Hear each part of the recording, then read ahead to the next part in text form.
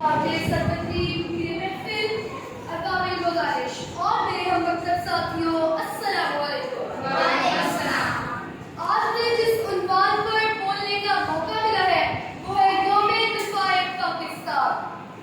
एक फर्ज निभाना है मुझको, एक कर्ज चुकाना बाकी है।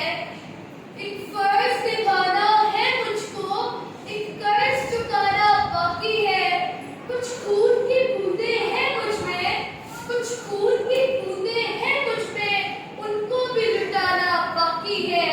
सफर पे जो मैं निकला हूँ, सफर पे जो मैं निकला हूँ, मेरी माँ की आंखें भीगी हैं। ऐ दोस्त जरा ठहरो तो सही, एक आंसू मिटाना बाकी है।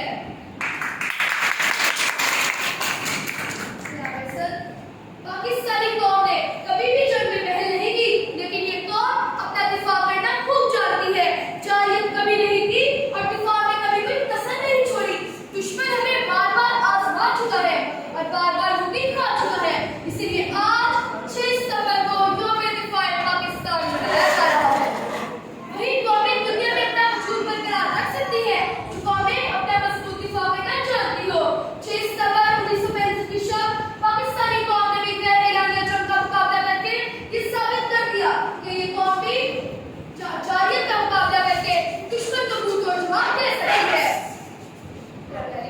6 सितंबर 1965 की शब हमारे इंसान भारत ने अपनी तहरीकी का फायदा उठाते हुए हमारी सरहदों पर हमला कर दिया, मगर